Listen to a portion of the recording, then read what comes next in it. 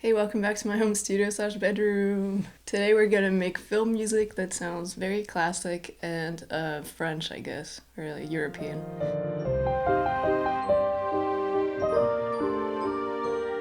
So I'm vanilledebray. I'm a composer, I'm a songwriter. I do stuff for film scores sometimes, and this is not one of those projects, really. I found it when I was going through my old Logic archives, and it's a piece that I had started writing for a piano student because I teach piano, and most of the beginner piano pieces that you find online or in books are just like shockingly bad. Just so uninteresting. So I started writing a beginner piano piece, and then I forgot about it, and then I found it, and it reminded me so much of French film scores that I thought, okay, I'm just gonna add some more instruments and see if I can really push it, lean in. And it kind of turned out very convincingly, I find. So first I made the most important part, which is the piano part, and I'm gonna talk about this at the piano. Psych! Actually, let's do this.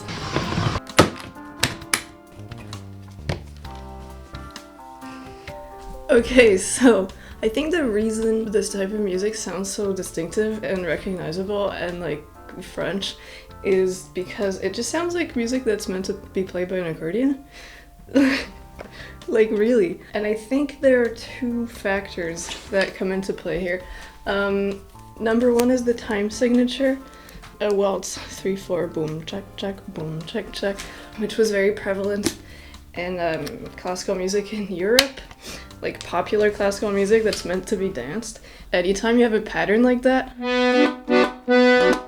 it just immediately sounds like accordion music or something you would hear being played in Paris in the street. So the time signature is the first major asset when you want to make music that sounds like this. But the second part is your chords. The way the accordion is set up, on the left hand, the notes aren't separated by semitones or tones like on a piano keyboard. They're all separated by fifths, like 1, 2, 3, 4, 5. 1, 2, 3, 4, 5. If you have music that has a 3/4 pattern, like a waltz pattern, and the chords are separated by fifths, instantly French music. And let's take the most famous example. And then the next bit of it, same thing, also two chords separated by a fifth. So I realized that both of these elements are present in the song that I had written.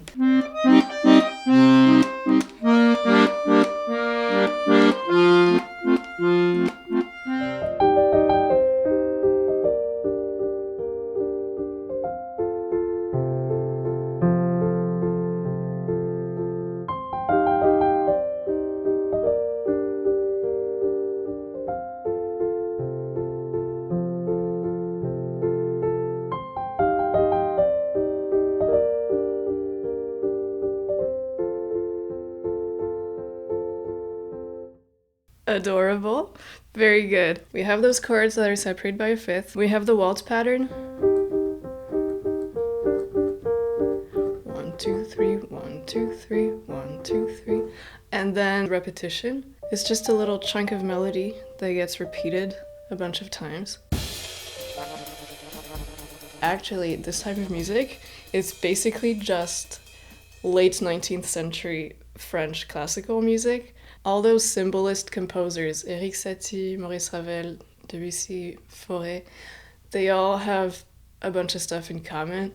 And you could go into scales and things, but we're not, because when you think about it, this piece of music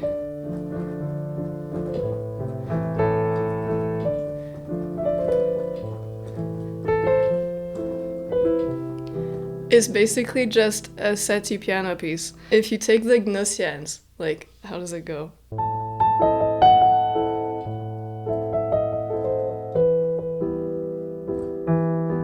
That's kind of the same thing as this. Like, it could be in the same series. And I guess the thing that I've written also.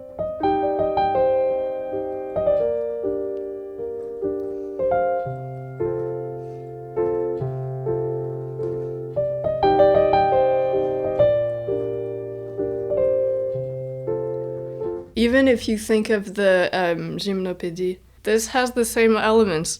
So it's G major, G major 7, 1, 5,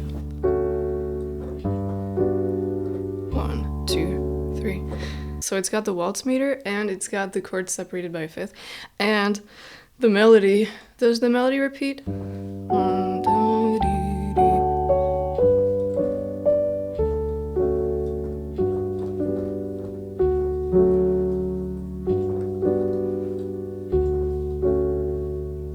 And then it repeats. But yeah, it seems like this is the formula. Ternary rhythm.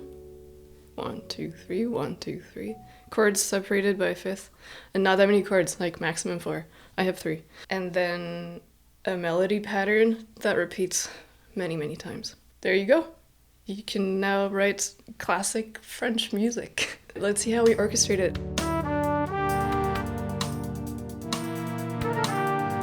I wanted to add a little bit of instrumentation, but nothing crazy in the orchestral sense. Like, this isn't Hollywood music, it's not like a million instruments playing swells at the same time. It's more inspired by chamber music, so there's not that many lines. Cool, let's see what it sounds like.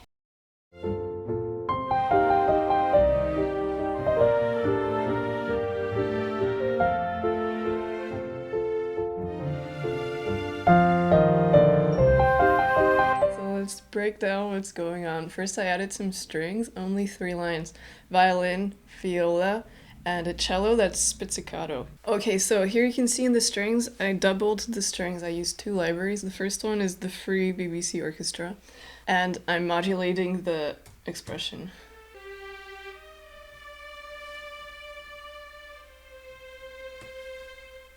Cute. Then I double it with Contact Studio strings. The legato setting, because they're smaller sections, so it's more like chamber music.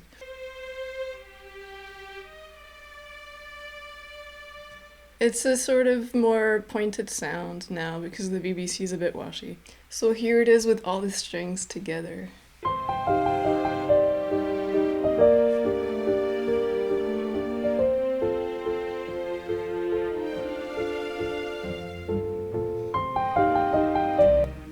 Cool. What is that? Now, the most important part, I think, is the woodwinds, especially the more ridiculous sounding woodwinds, and I say this in the nicest way, which are the oboe and the bassoon. I don't know, they just sound so quaint, a bit nasal. I have a BBC orchestra flute and the regular Logic Pro flute, which in my opinion sounds great. You can fight me on that. And then also the BBC orchestra oboe.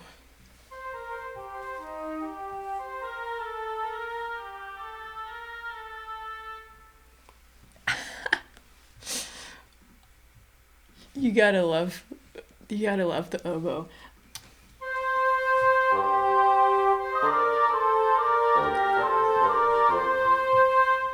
Side note, if you care, this is a very common technique for arranging for woodwinds.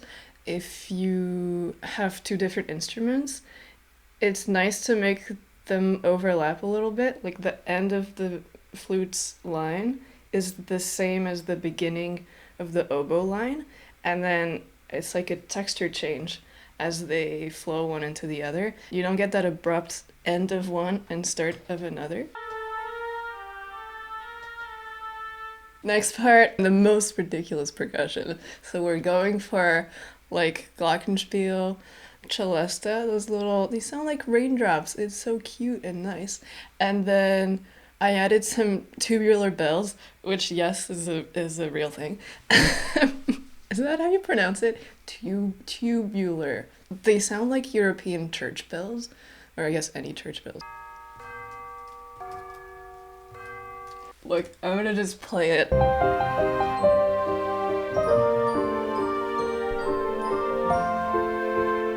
The celesta is so cute.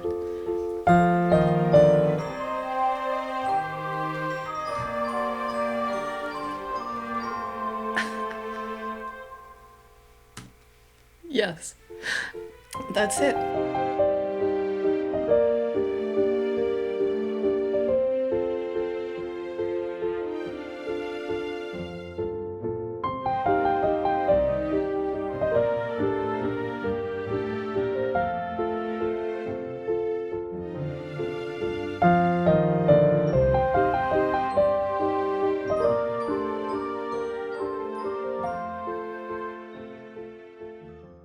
Hey, welcome back to my home studio set.